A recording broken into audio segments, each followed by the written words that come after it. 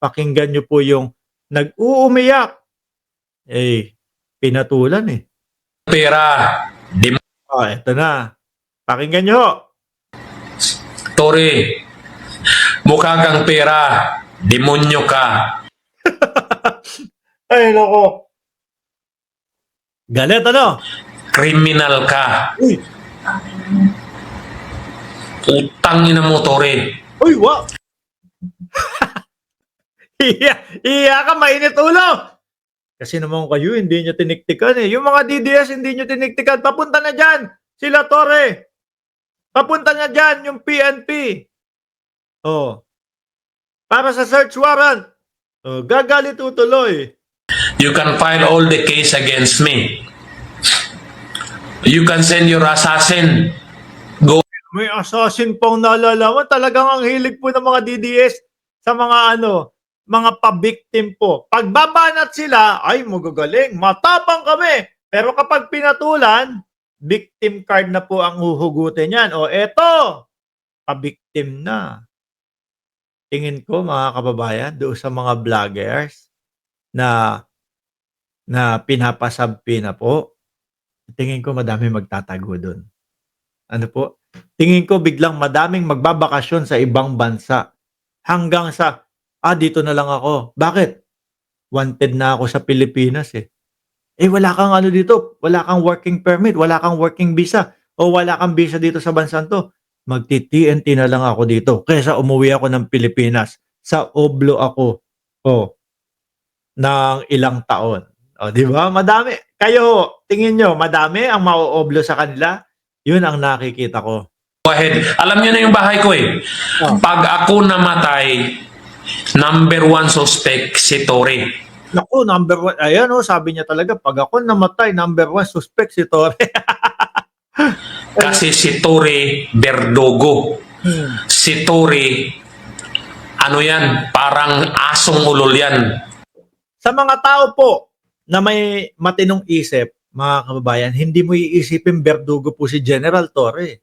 No? Iisipin mo lang, naku, isa si General Torre sa nagpapatupad ng batas sa Pilipinas.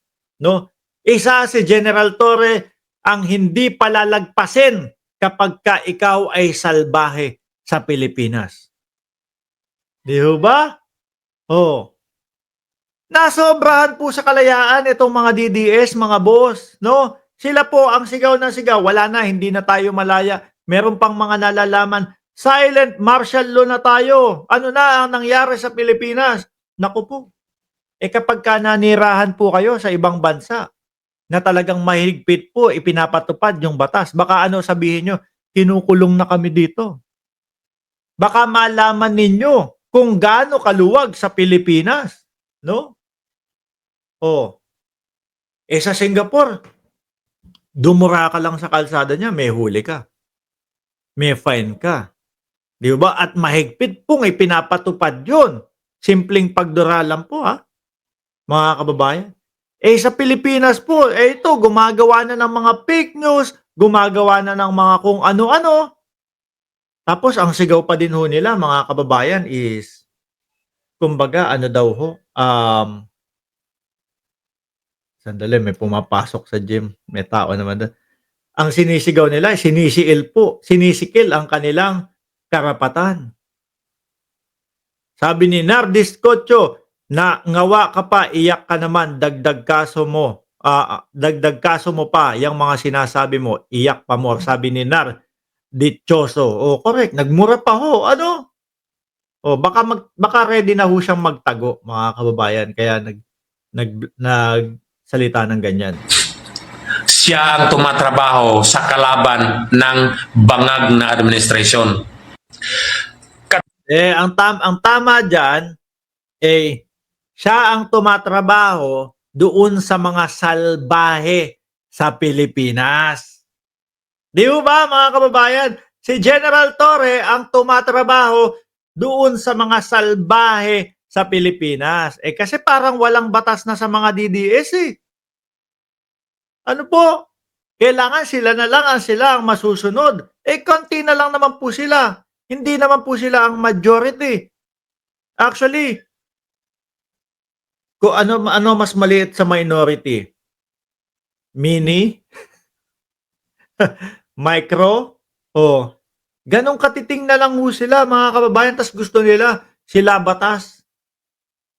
'Di ba sabi ni Chipsy, tips, hindi ba pwedeng hulihin yung Maharlika #1 nagpapakalat ng fake news? Eh, ang dami ng sampinang ipinadala dun, ang ginagawa lang naman, um, tinataguan yung mga sampina, 'no? Hindi tinatanggap, kunyari hindi natanggap pero iniiwasan.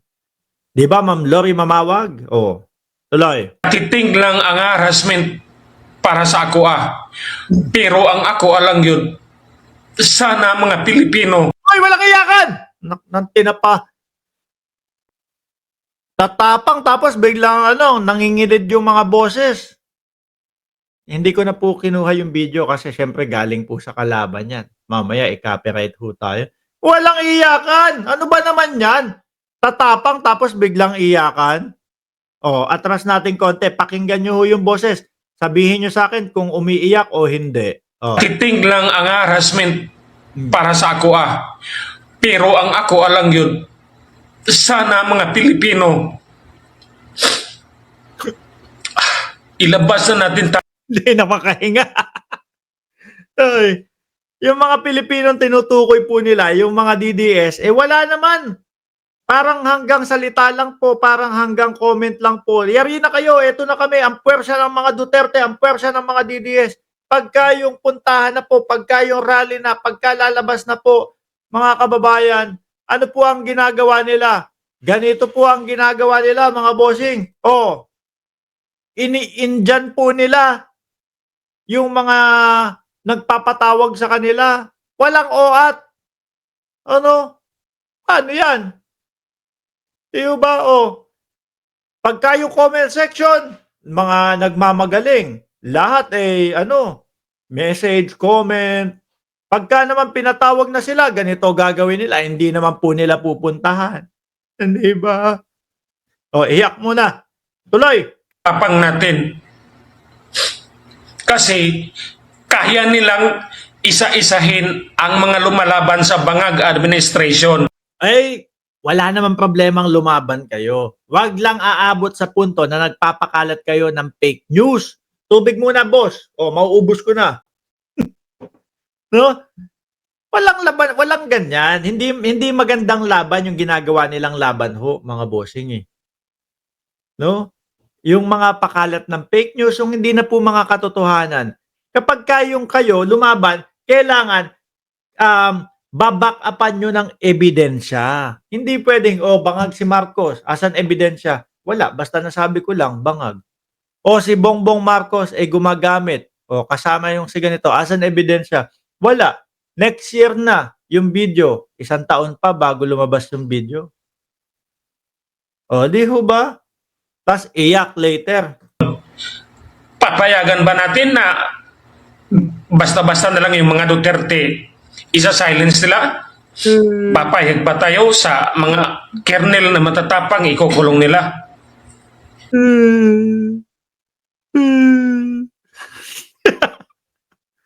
Alam nyo, mga kababayan, nakakaawa sila eh.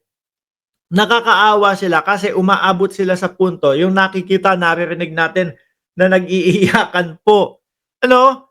Kaya lang, sinabi naman po natin, simula't simula pa lang po, may kapalit yan. Ano? Yang mga paninira ninyo, yang mga pagpapakalat nyo ng fake news, paninirang tao ninyo, may kapalit yan. Which is, eto na nga po, dumadating na po yung kapalit. Kaya, imbis na maawa tayo, napapasabi tayong, deserve. Di ho ba? Tuloy. Papayag ba tayo na ordinaryong mga vlogger ikukulong nila? Speaking of ordinaryong mga vlogger, isa pa din yun, mga fake news. Di ho ba? Kawawa ang ating mamamayang Pilipino, kawawa yung mga tagapanood.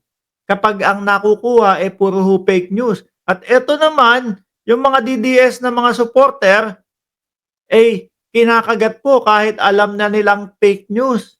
Bakit? Kasi nadala na po sila nung kanilang puot at galit dahil po sa mga ibinabalita o binablog ng mga vlogger nila. Oh. Kaya ang reaksyon nila doon sa kanilang mga social media, eh, napaka-ano din po, napaka-brutal din po ng mga post nila. Pagka nasampulan din po, iiyakan naman din po, 'no?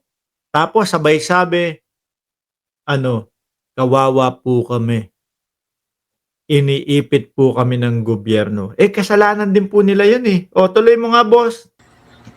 I am not crying for myself. Oh, umiiyak nga. Eh, for who? Malalaki na yung anak ko. Oh. I am crying. Ay, kahit na, ha. Naku po, hindi ako papayag na makulong ako kahit malalaki na yung anak ko, yung asawa ko. Kaunti lang ang buhay ng tao dito sa mundong ibabaw. 'Di ho ba?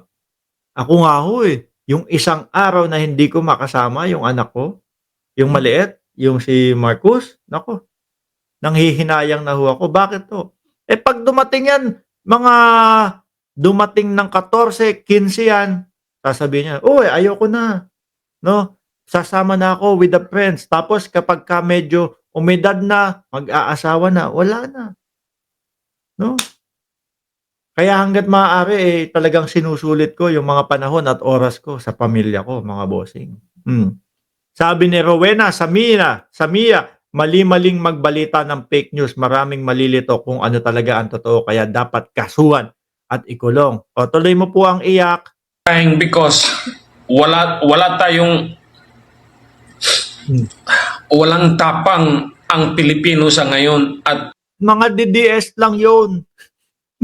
Pero po, yung dito, yung mga pro-government, nako, napakalakas ko pong sasabihin sa inyo, matatapang po yung mga pro-government na mga vloggers po, mga bossing. Bakit? Sino kinakalaban? Mga Duterte ho. Kahit na alam natin na merong background o merong mga napag-uusap-usapan na sila po ay yumayari nung mga kumakalaban sa kanila. Pero ano, tuloy pa din po. Eh, yung dun ho kasi sa kanila, yung mga kasamahan nila, sasabihin, "Punta kayo dito, punta kayong Luneta, punta kayo ng EDSA." Tapos ano po gagawin? Wala, hindi sila sisiputin. Tignan niyo yung mga mautog nila, oh, hindi pupuntahan, walang pumupunta, oh, kakaunti lang.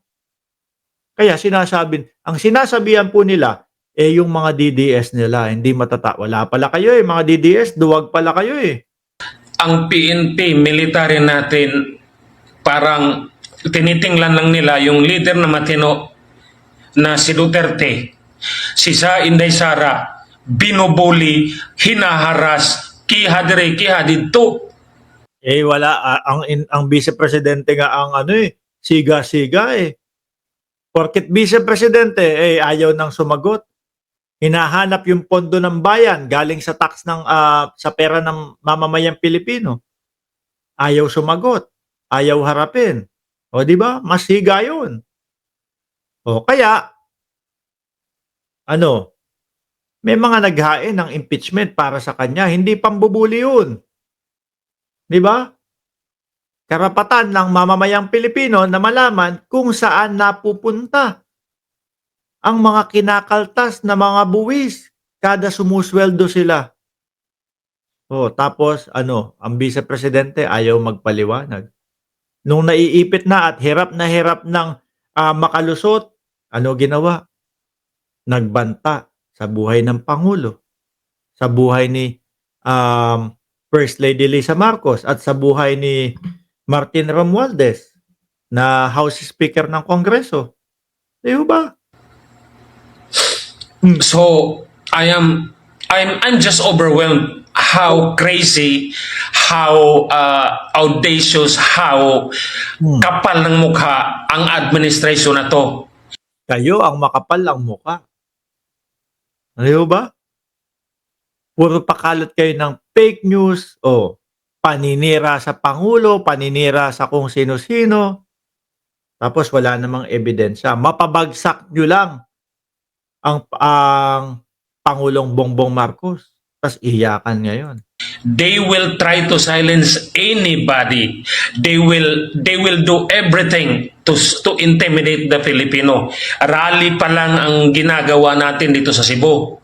Rally pa lang. Ang mga Cebuano very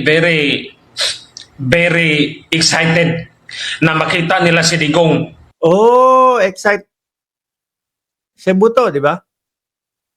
Excited nga. Ano? Excited nga, ano? Ang daming bakante. Oh, parang peryaan lang ang peg. Paano naging excited yan? Di ba? Because Digong is a symbol of uprightness sa leader. Digong is a symbol of integrity. We are longing for that kind of leadership. Kaya ang mga taga Cebu, masaya na pupunta si Digong. Parang nung nakaraang taon o mga ilang buwan ang nakalipas. 'Di ba meron silang ano diyan? Parang One Cebu. Tapos karamihan doon tinalikuran ho sila, mga kababayan. Sabi ni El Cruz TV, pupunta daw sa Hague si Digong. Oh.